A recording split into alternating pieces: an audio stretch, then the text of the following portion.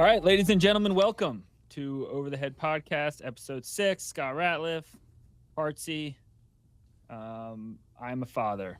If I'm coming in a little loopy today, maybe a little underprepared on the lacrosse news, is because I had a child in the last week or so, and I have not slept. I have not watched any lacrosse or followed any lacrosse in the last week. Perhaps that'll make me a better judge of teams and players and talent. But disclaimer, if I'm a little off my game or spectacularly on my game, that is why. Might be better, who knows? But, I mean, Sky might be making an appearance on episode 356, maybe, somewhere in there. Yeah, it's going to be a long time. But also disclaimer, like, hey, we got a couple mean messages in the DMs lately. Just, hey, people, we're not college experts. Our expertise is the PLL. We're doing our best here. All opinions are ours. Don't take it to heart, but my opinions are right though. So keep that in mind. Continue. Yeah, it's good. It's good though. We're getting under people's skin a little bit. It's probably a good sign that we're doing something right, I suppose. Yeah, people are watching.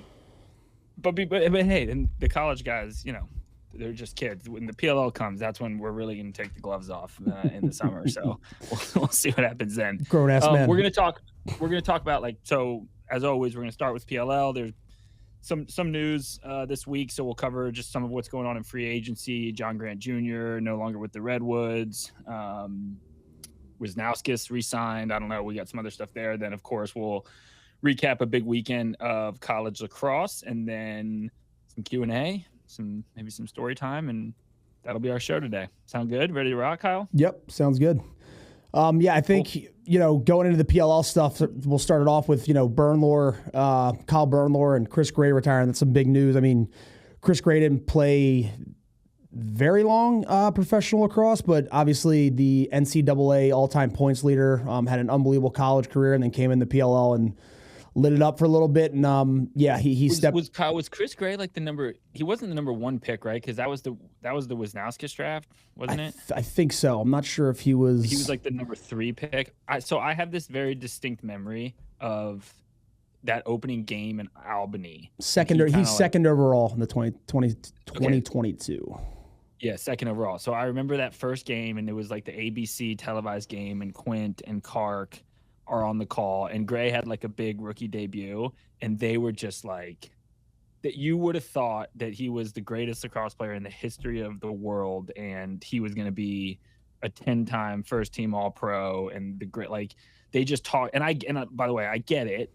Their job is storylines. He's the number 2 overall pick. He comes in and has a great debut. So I understand it's not so much a criticism of them, but I do think it's just like and you and I know this, like, pro lacrosse is a different beast. One, because of the game's different, the skill's different, but the biggest thing is like life is different. You're an adult. You're not just full-time training in school with no other responsibilities. You have to make career decisions. You have to make life decisions. You have to keep yourself in shape. You have to deal with different teams and different structures and different coaches. And I think it's just a good reminder sometimes to hold judgment. Like,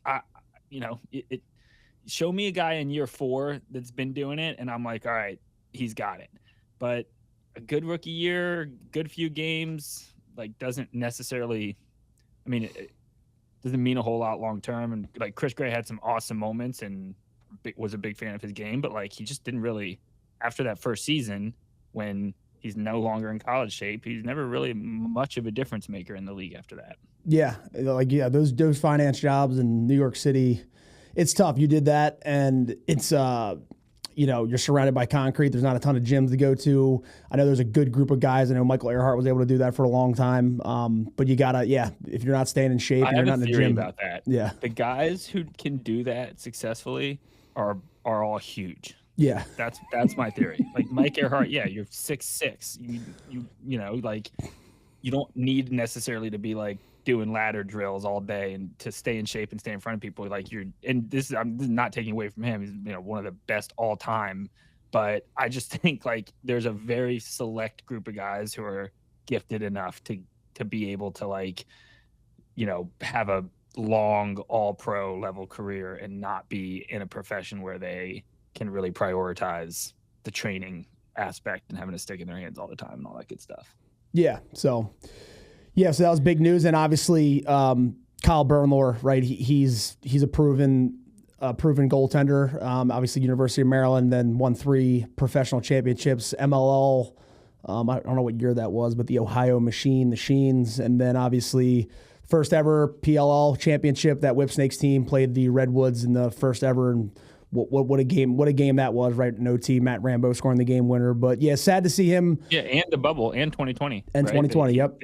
Yeah, so three-time champion. Yeah, so it's and I mean the legendary save in the UNC I guess game. They lost the national championship game, but yeah, that save where he went across his body falling down, I feel like that's kind of one of those plays. Cloutier was just like fake twister, and like he saved it. Yep. So bravo. Go back and listen to our episode 2 weeks ago. Remember to grieve. Call me if you need to talk. Yeah, and then the other news we'll kind of go into here is the John Grant Jr., right? John Grant Jr. stepping away from the Redwoods coaching staff. And I think he's coaching full-time at Lee's McRae College I think that's in North Carolina. I'm not really sure where that's at, but I don't know too much about that school. Didn't really research that too much, but yeah, he's taking a job there full-time. I'm sure he has his hands full. But yeah, the Redwoods, like, they lose one of their best offensive players, and then, their coach, their offensive coordinator's gone. It's like, what are the Redwoods doing? I mean, I have them. We've talked about this, but like, our contenders are pretenders, and then like, who's not going to make it? I mean, 100% right now, from looking on the outside looking in, they are not going to be a contender coming up here. Yeah, the Chris Gray. I mean, like, you kind of like, if you're a Redwoods fan, you're like hoping that he was going to become Chris Gray from college. He obviously didn't do that last year, and now he's gone, but still, it's a big hit. Like, that is definitely a guy you're thinking is going to be a big part of what we're doing. And I did feel like Junior brought some identity to their offense, which frankly, like, overperforms from my money. Like, I want to be clear about how I put this, because I love Ryder Garnsey. Like, I just think he's awesome, and he gets more out of what he has than just about anybody. And I actually think in the last few years, like, he was a little reckless early in his career. He still could kind of win a one-on-one matchup at any given time, but hard to function in an offense. And since he's been coaching, he's gotten better and better. So I don't want this to – it's not a Ryder Garnsey criticism at all, but, like, they just really haven't had a lot of talent from my point of view on that offense. And they, like, relied really heavily on him, who, again, very good, but, like, I don't know if he's, like, carrying offense as a number one option to a championship good. Right. I don't know that we've seen that from him yet. I felt like Junior, he committed to Westberg, who was getting a ton of points on the inside. Like, it seemed like he had a plan for them on offense. And, I thought they were better there than maybe I expected them to be. But I love my guy, Coach Nat, but I have to be critical of, like, the roster composition of that team. Like, since they've lost what their original crew was of the Notre Dame guys, and then Glaze retires and Epple leaves, like, it just doesn't really, a lot of the decision making doesn't make sense. And now you kind of look at it and it's like, you've got 35-year-old Rob, who also is a free agent, and so, like, we'll see what happens there. I've been on this stance that if I were him, I would not be going back to that team. Like, I would be looking around like, this isn't we're not, like, situated to win now, and I only have however many years left. I just don't like it doesn't seem like they've really done super well in the draft. Like, they're, they took the defenseman from Delaware, who I know was hurt. So maybe you get, like, a big player in him at some point, the Canadian kid. I hate the roster. Yeah. And like, their defense, I mean, if you want to pull anything positive away from this thing, like, they got a young defense, Arden Cohen, Chris Conlon, Chris Fake. Not sold. Yeah. Not sold on it. But, like, Owen Grant, he was out the rest whole year with, I don't forget what his injury was. Arden Cohen wears, like, it's what's it called where you spat your ankles? Yeah. You're gonna win a lot of matchups. Or I'm told, if you're spatting your cleats for me. Yeah. And then in the midfield, right, you got Garrick Degnan, Bertrand, Romar Dennis, Cole Kirst. And, like, outside of that, like, you're the attack, you said Ryder Garnsey, Westberg, proven guys are going to put the ball in the back of the net, but, like, Rob Pannell, and then Chris Gray was coming out of the midfield, and they had him in attack. They were bringing Westberg out of the box. It was kind of like all over the place. And now it's just, one of your most prolific players, Dodgers, attackman, midfielder hybrid. In my mind, can only be a attackman, but he's now gone. So it's like they haven't made any trades. They don't have a lot of great positions in the picks, but they're a huge question mark right now. And I agree with you. I think, Rob wants to win now. I think if he wants to play, like he obviously stays in tremendous shape. I think he has, he could play for at least 3 more years. But I think he's a 1 inside of a 2-year window. Cause I've talked to him, had the conversation. He's getting married in this season in the summer. I'm actually attending that wedding. So we'll see what happens. But the free agents season wedding. Is he gonna miss games for that? I think I don't know if it's on a bye week or not. I have no clue. So, but yeah, I don't know with the free agent signings. Right, a lot of guys have been signing with their teams, and he hasn't. There's been no news broken on who he's going to sign with. But if you look at the teams who would benefit maybe from him going on that team, I mean, the Chaos could maybe potentially use an ex-attackman. And who knows who they're going to sign. They got free agents. No news on them either with that new staff.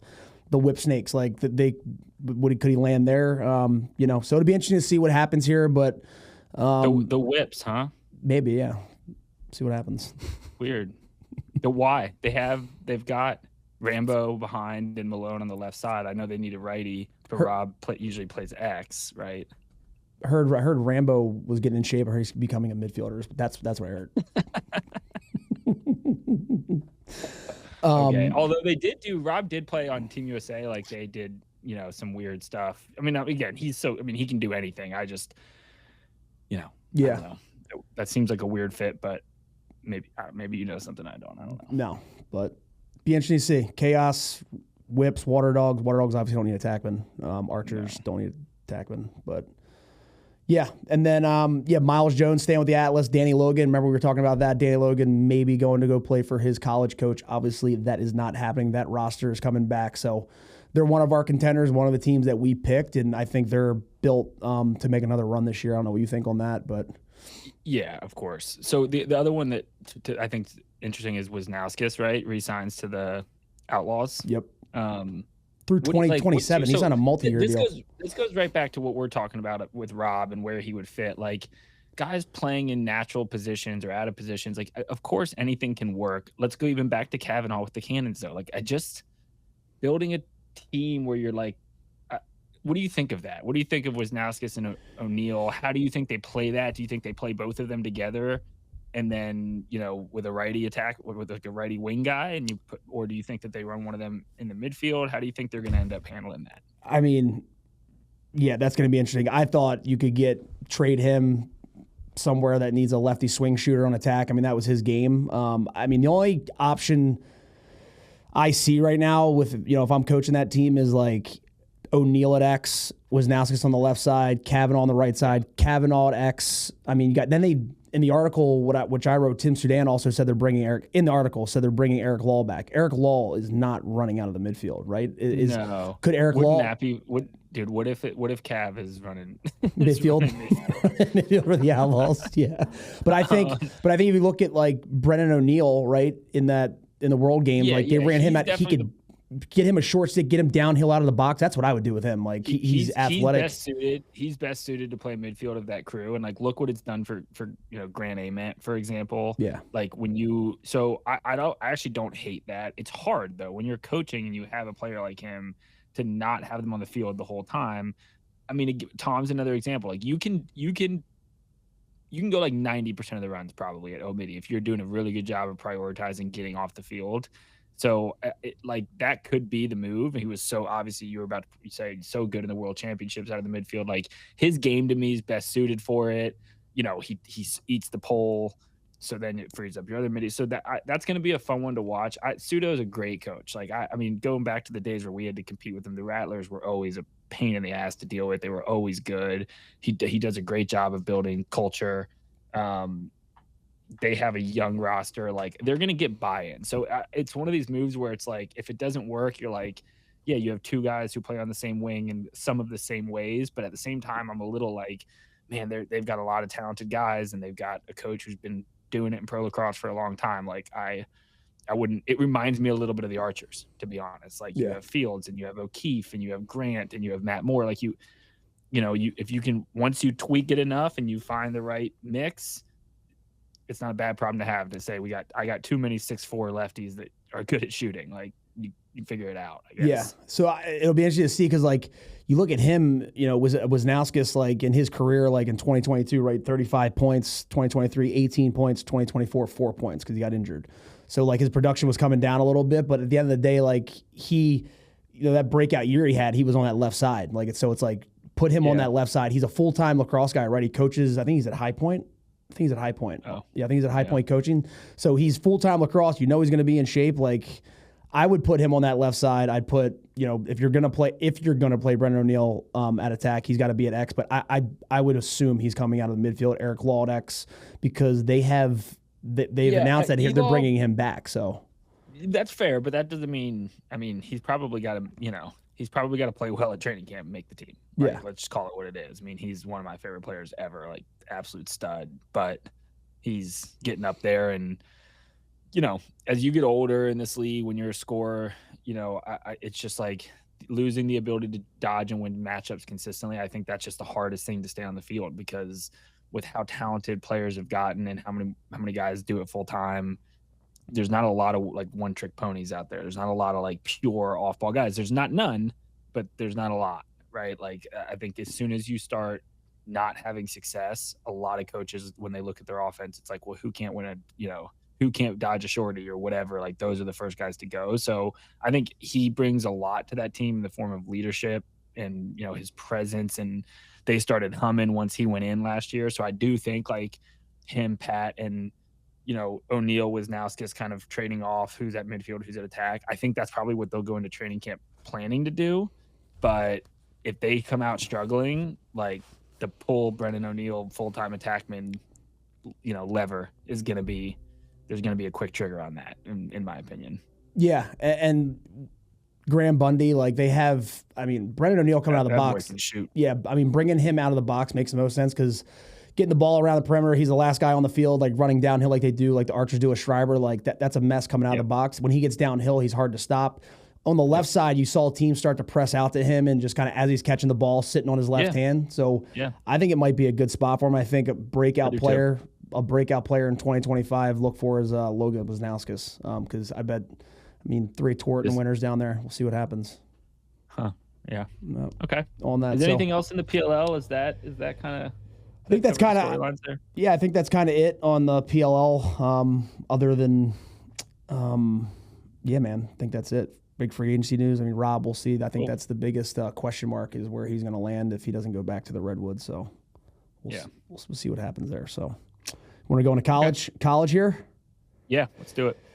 So I didn't watch any college lacrosse. Yep. Like, once again, just for transparency, I'm an honest guy.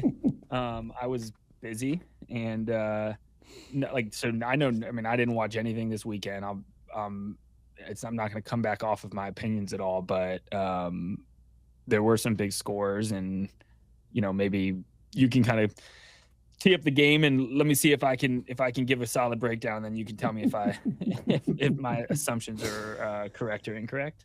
Yeah. So we will start. Let's start with number 4 UNC, number 8 Princeton coming to Chapel Hill on a beautiful, beautiful North Carolina. Sun was out. That baby blue run around the field. All right, so I'm gonna be honest. The games that I do know, like I know that what Maryland Notre Dame was a 1-goal game. I caught that. My dad was there. It was in Atlanta, whatever. I don't know UNC Princeton. I don't know anything about it, because I know there was that doubleheader, right, with them and Penn. So my assumption is that UNC Princeton game would have been competitive. Princeton coming off the Maryland loss last week, probably a little bit more a little bit more to prove. I think probably Maxey has a big game. Princeton offense has a big game. UNC shows that they are legit, but loses to Princeton in that game. Yes, that is correct. What was the score? The score was 12-10.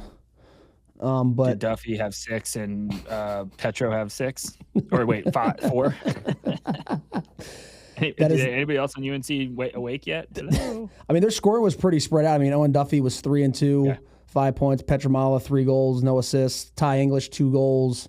Andrew Prius 1 goal. Parker Hoffman 1 goal. Now I did see they played Penn on Friday, correct? They did, yes, yeah. And I saw the score line on that, and it was more spread around in that game too. So to me, this is for UNC not a bad loss. You weren't going to go undefeated. We all think that Princeton is very good.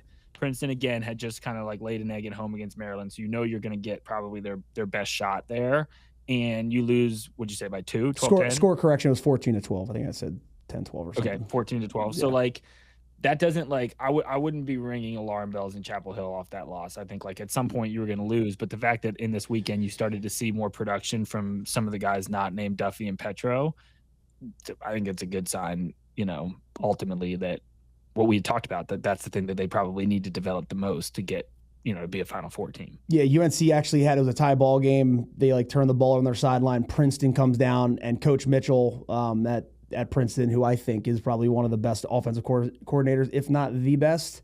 They came down. So you coached with him on the Cannons, right, last summer? Yes. So no bias there. No bias whatsoever. Yeah. No bias. Just checking in. You talk. But they turn the ball over and they come down and they run obviously a design play. It's a 2-3-1 fake flip, Mumbo on the other side of the 2-3-1, X attackman exchanges, and they run a fake flip, hit the guy on the crease, score the game winner, and the game was over. UNC actually had an opportunity to come back down. Princeton defensive stand, then empty net. So it was actually a 1-goal game, empty netter at the end, because they had to come out and double team. But it was a really close game, and I think Princeton, right, that offense is yeah, they're legit. Yeah, they're legit. And it's like Coulter Mackesy, it's like you got a lot of these other guys on the offense because everybody's talking about Coulter Mackesy, but Chad Palumbo was 4-1, 5 points. And I think week 1, Colin Burns had 4 goals in that overtime win at Penn State. So they're getting guys that just step up, hey, you take a backseat, I got this shit, and putting the ball in the back of the net. So it's good to see. When you have kids, one of the things you have to do is you have to name them. Oh, you're a professional. You're a professional with kids now. I forgot. Yeah, and you start to think about what does this name sound like long term for their life? And Coulter Mackesy is just the type of name that there's no third line midi named Coulter Mackesy. You know what I mean? Or Chad Palumbo. It's just the option is they're doing something else probably very well and cool, or they're or whatever they're doing, they're a starter. Nobody's average at their thing with a name like that. That's an important thing to remember come May, and you're picking big games. Coulter Mackesy. Yeah. And obviously great name. And then obviously in that game, Gianfrancaro obviously played at Princeton, going against his former team, had 14 goals against, 13 saves, both goalies 48%. So Princeton, I know that was a big question mark going in, but you got a goaltender that's playing just as well as your starter. So that's good to see for them. The UNC kid, at some point he's got to have a breakout game. Yeah. Again, he's made some big saves, but he wasn't great against Hop. You give up 14 to your old team. Clutch run out against Hopkins, though. Clutch run out. It's very. Have you ever been to Princeton, New Jersey, Kyle? Certainly not for school, but been to New Jersey. I actually got accepted to Princeton, but I elected to go to Salisbury. Yeah, right. So it's really gray there, just gray clouds all the time. Carolina, notably Beautiful. Blue sky. I wonder if the sight lines have been funky. It's too bright out there. I couldn't see. It might be too bright. So another thing to keep an eye on.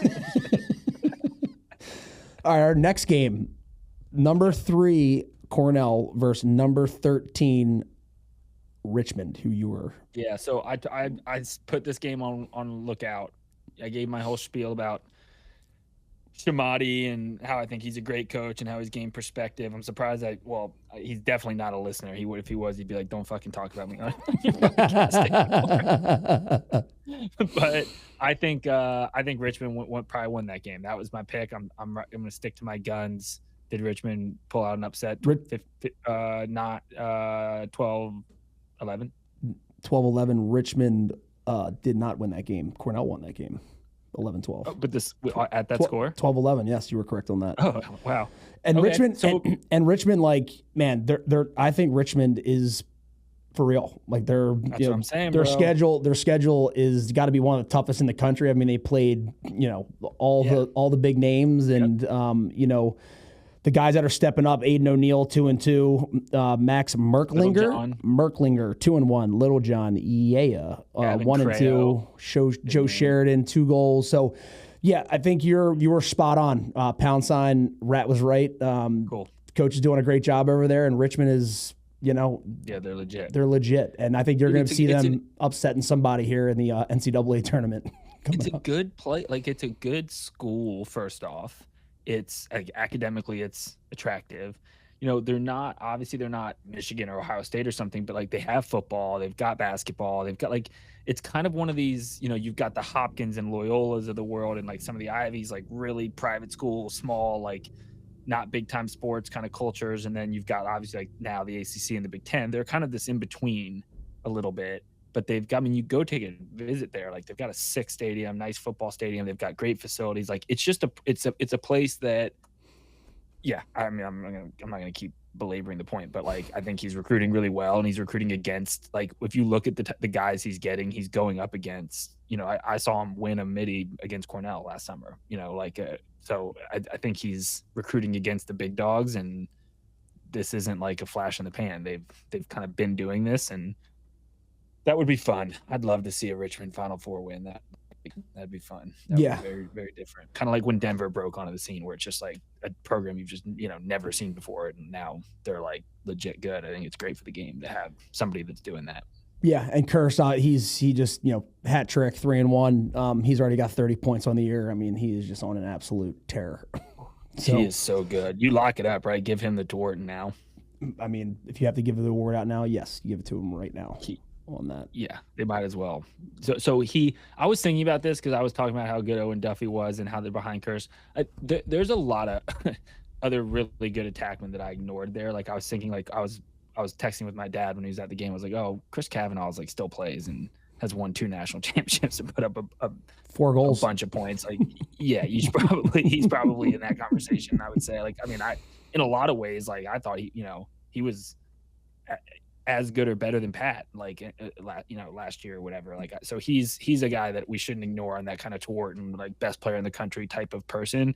And then, at Maryland, like, well, hold on. I'm getting ahead of myself. Go ahead. Continue through the games. We'll go to the next one here. Number 6, Colgate versus your alma mater, the Loyola Greyhounds. Your Greyhounds got absolutely. What time is it? Pounded. I think I hear my baby. I hear my baby. The Greyhounds get absolutely pounded. Last week, I thought this was going to be the game. Like the Greyhounds are going to win by a goal or something, come out. But man, did they get absolutely jackhammered, 16-5. It is. Whew, I don't know if you got anything to say on that game. You didn't see it, I don't think, or it sounded like you did because you kind of just didn't want to talk about it. But 19 freshmen. No comment. No further comments. Patriot League play starts. Tough. It's going to be a tough year up, and it's crazy. They played all these great. They played Maryland to 1 goal. They played Hop to 1 goal. But yeah, it's like they kind of ran out of gas of overachieving. They don't win a lot of face-offs. If their defense doesn't hold you to 6, they don't have a chance. And so anyway, let's next game. Pound sign next year. All right. Yeah. Number 6 Hopkins versus number 19 UVA at Hop. All right, so I had this as, first off, I want to say, because we were texting about this, not this game, but the kid Smith is Scotty. Is it Scott? Does he go by Scotty? Scott Smith. I had that right. I don't know what you're talking about. What's the DePaul and Hopkins name? Scott Smith. Yeah, Scott Smith. Mm-hmm. He's awesome. Yeah, he's very good. He's my new favorite guy. Watching him play. Kid's just all over the field. He's tough, strong. He gets up and down. I heard a stat in that UNC game that they tracked him and he covered like 7 miles in a game playing close D. Like that's like what you or I used to run in pro games with 52-second shot clocks, like running up and down the field a million times. Like that's in a college game. from close D, not even playing LSM. That's a crazy number. So he's like my new favorite player. I just wanted to throw that out there. Love his game. I did think that I had this as kind of a bounce back for Virginia, though. Like, this is like a regress to the mean game. Like, Virginia is not as bad as we think, and Hopkins may not be as good. So I would have assumed the storylines here. Virginia's offense gets going. The names you kind of expected there, Schutz and, Millen, and like I would have kind of expected this to be a game for them to like score some goals and turn it around and get going and go down to Homewood and win. Yeah. Not the case, but one thing we talked about on this podcast was the goalie situation at UVA, right? Nunes got pulled last year. This year they started this kid, Kyle Morris, and then they split him, and then Kyle Morris started. I mean, he was a 38% save percentage in this game. So like we said that was going to be a big question mark, and I think that is a big question mark right now for them, is in between the pipes, because when you're not getting saves, I mean, 38% that's not great. So we don't know. What was the score? The score was 13-12. Truett Sutherland 4-2, 6 points. McCabe Millen 3-1. Chevette, right? We talked about him last week. I don't think he got held scoreless last week. He had 5 goals in this one, so he woke up. Yeah. He plays good when he's at Hopkins. So, it was. It's good to see UVA like play with a team within a goal, because it's been kind of a mess for them the last couple of weeks. But yeah, I don't know what else to touch. Like they have players obviously, but like, could it be coaching? Like it's hard to say coaching when the guy has just won all the time at Brown and multiple championships at UVA. Yeah. I mean, look, let's call it what it is. Like you lost 2 of the best players in your program's history, both at attack.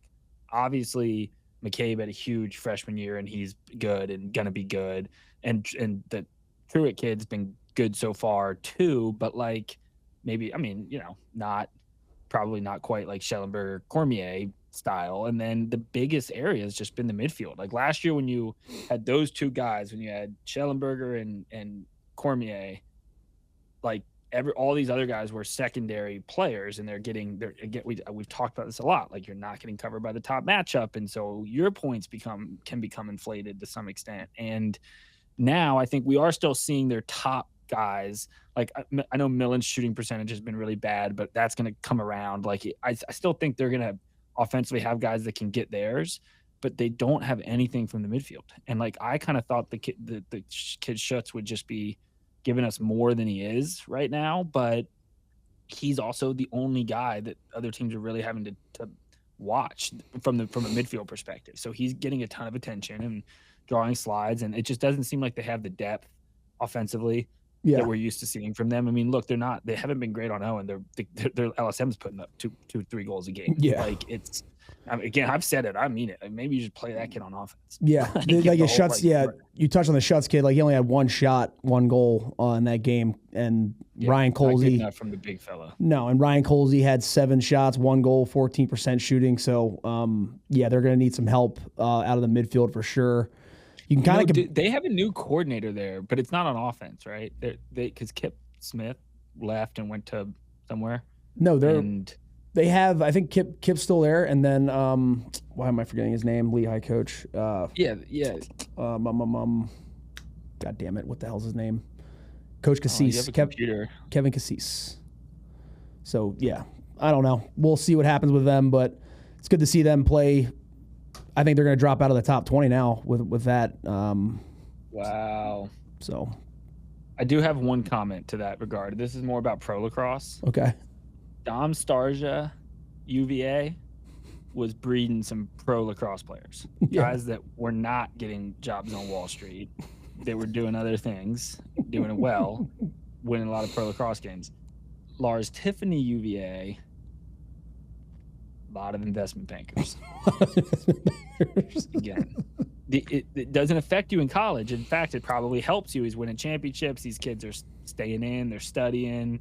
You don't have Colin Briggs getting suspended in the semifinal game before the national championship. Like, I'm not saying it's all a bad thing, because in college it probably is a good thing. But I want this to be Rat's warning to PLL coaches. Watch out for the UVA guys right now. They're applying for jobs. Yeah. They're active on LinkedIn. I'm on there. They're active. So just be warned. And Be warned. little fun note, Colin Briggs, actually, I talked to him the other day, was telling me, we mentioned him on the podcast. He's willing to come on here and do the tell-all story of Fresh Legs. Oh, yeah. So we got to get him on. Lock that in. Gotta lock that in. All-time great. All-time great. Yeah. We should just start saying names of just great player. Ryan Young. What a legend that guy was. Got to see him. It came to the Charlotte game last year. Oh, he was just the best. Electric on and off the field. The Terps. Yeah, Terps breed good pro lacrosse players too. That's not breaking news, but you clearly know what happened in the Maryland. Did you watch the Maryland game? Do you know what happened in that game? Yeah, so I do know one goal game, and I know big number one, Kyle. Number one in the cage. Should I apologize yet? I should probably apologize at some point. I do think you should apologize. I apologize. The number one, still, I do not agree with it should go to a goalie, but he might be your best player on the University of Maryland. So, pound sign. Not might be. He's definitely their best player. Pound sign. Kyle's wrong. Go hang yourself. Got it. But no, what's cool about this game? What's cool about this game, right? It was played in your backyard. 10,000 playing at Georgia Tech Stadium. It kind of when I watched. Go Jackets. Yeah, when I watched it kind of looked like a Final Four. It was like a Final Four game, and something we're probably going to expect when these two teams meet again, if they do, which I think they probably will, the way they're playing. But it had Final Four vibes. Like, it was back and forth. You know, obviously McEnany, that freaking foot save he made to pretty much win the game was absolutely absurd. But yeah, it had everything you'd want out of a Maryland Notre Dame matchup. And Maryland, man, they're Mr. We've talked about this, but just Mr. Consistent. Not one player on that offense is making too many mistakes. Not too many BTBs getting thrown, goals for Flash. They're just like. What was the offensive output? Do you have those stats up in front of you? Yes, I do. So Cavanaugh had four goals on that, and then Maryland. I mean, their scoring was pretty. It was pretty spread out. What about Spanos? Spanos, I'm going to say he was like 1 and 2. He's the one where I'm starting to feel like I owe an apology. Like, the more they win, the more I'm 3 and 1. Spanos was 3 and 1. 3 and 1. You know, like I've talked a lot about like them just not having the guys, and he's good, but is he really that good? Like he is the guy for them on offense, and he again is just consistently delivering over and over again. And he was committed there in like 8th grade, and has played behind some great players, but like he's kind of quietly putting together a pretty epic career there. And now, like, in his final year so far, like having a big season, he might be a decent number one. Just call it what it is. If you're not going to put it in the cage, like I got to give him his props. He really lets the game come to him, and he has just continued to show up. I mean, heavyweight matchup, the two best teams on paper so far this season. They play to a 1-goal game, and then ultimately it's maybe the best player on the field, the goalie, right, that makes a big save late and kind of ends up becoming the difference there. So, yeah, I mean, look, I hope for the game that's not a national championship preview. Like, would be great to, see some different brands on that stage. But those two teams are going to be hard to bet against. I mean, they're just solid in every aspect of the game, and they're well coached, and they know who they are. But again, teams that know who they are do great early in the season. Yeah. So it's they those teams are really mature, and programs are obviously really mature. Like, we'll see. I think that the field is going to close the gap on Notre Dame and Maryland as the season progresses here, and we get into conference play. For sure. I think another storyline of that game is Will Lynch, Notre Dame's faceoff guy, was 16 of 22 at the faceoff X, which is kind of crazy with, all the firepower that Notre Dame has. I mean, McEnany had 15 or 16 saves, so like them winning that many draws is probably going to be a point of emphasis next time these teams face off, because that's a lot of first possessions for that team. So shout out to Atlanta. I mean, Georgia Tech. So Georgia Tech, Kyle, I know this is going to be hurtful for you, but one of the absolute best MCLA programs in the country for a long time running. They had a bad weekend. They had a really bad weekend. We're not covering that here. They are this stadium is awesome. It's awesome. It's right in the middle of downtown Atlanta, and so like these big time college games have been coming to Atlanta for a long time, and like we've never played there. PLL has never played there, and it's the coolest stadium by far. So it's awesome to see 10,000 people show up to that, make it a crazy environment. 2 schools that, of course, travel well.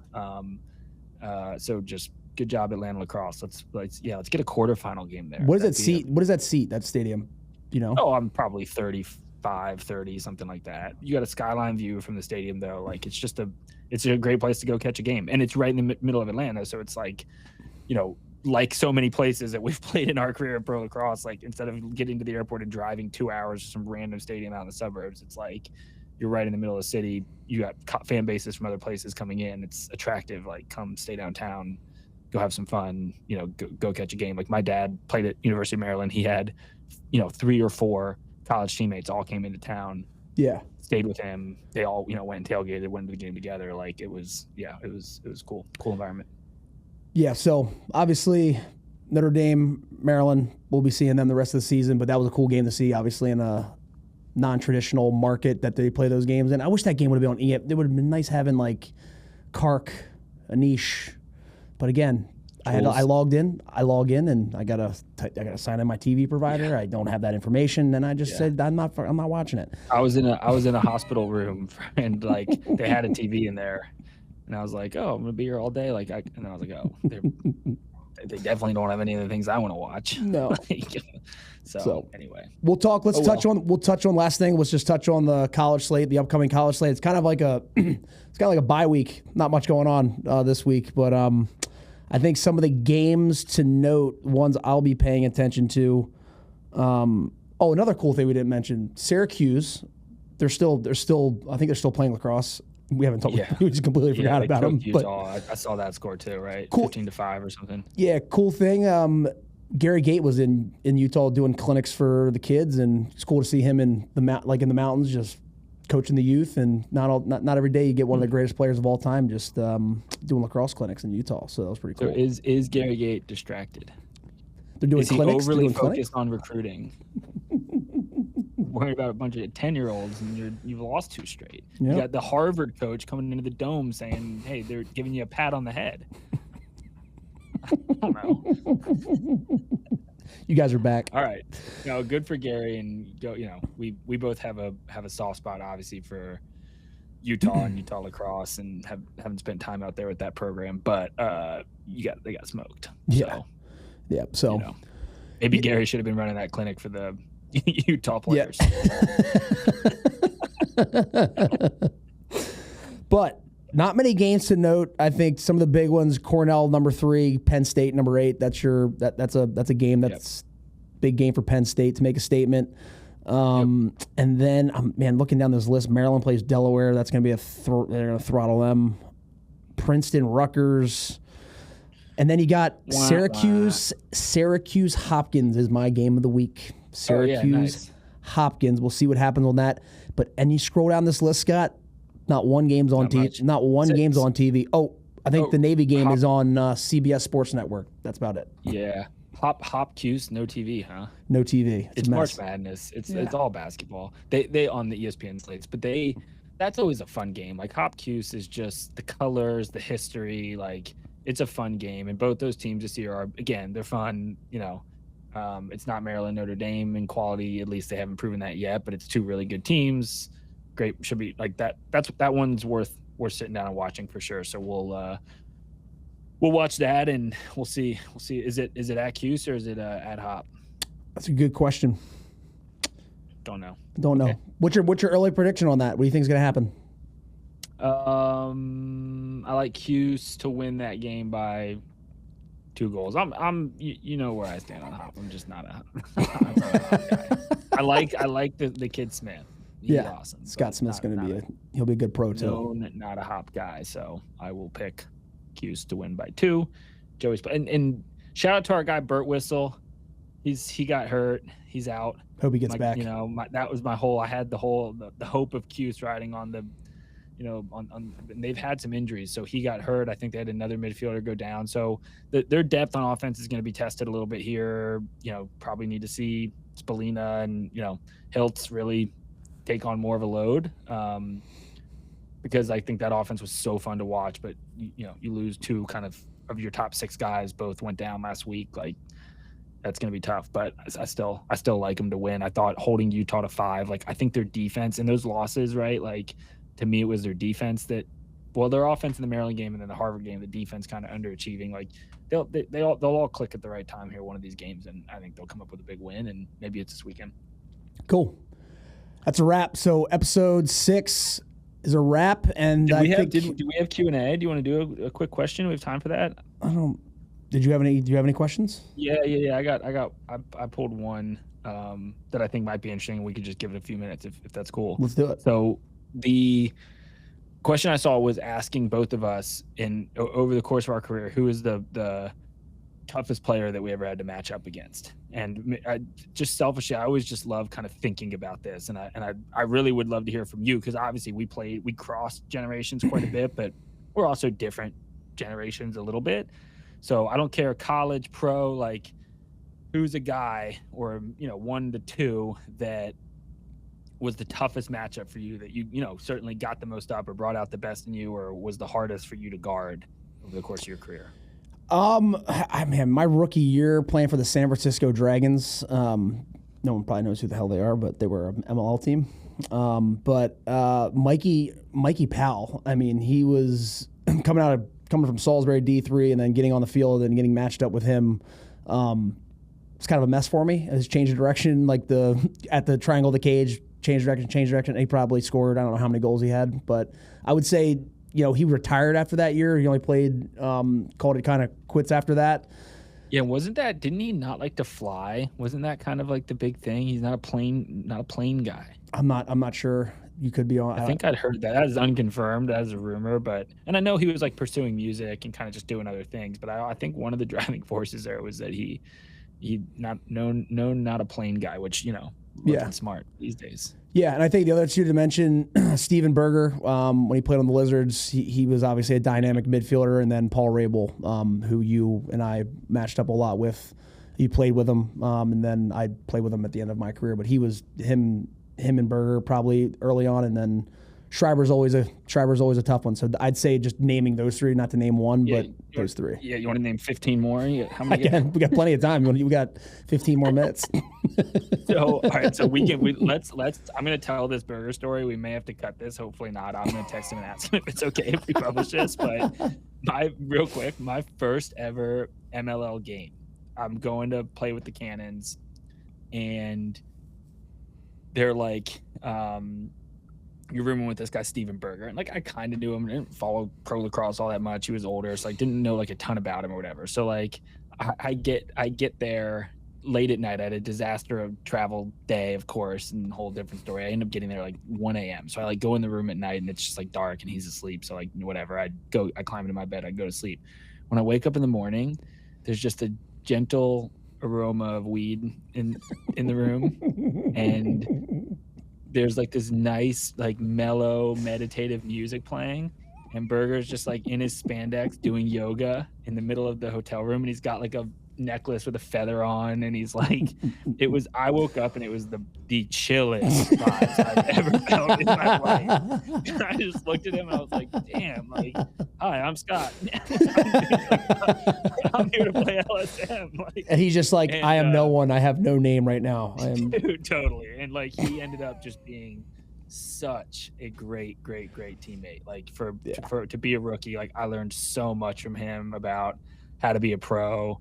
And that guy was like in his mid to late 30s, still diving, scoring athletic goals. So like I was like that plan that he's on there in the hotel room, like sign me up, because this guy plays like he's 22 still. He was young as hell out there. So yeah, he was like, I just like shout out Steven Berger. He was so freaking good. Go watch his highlights if you're a youngster and you haven't seen him. And also just wise and just a true pro. Was really one of the first guys that kind of set the tone for what it was to be a career-long pro lacrosse player. He taught me a ton, so shout out to him.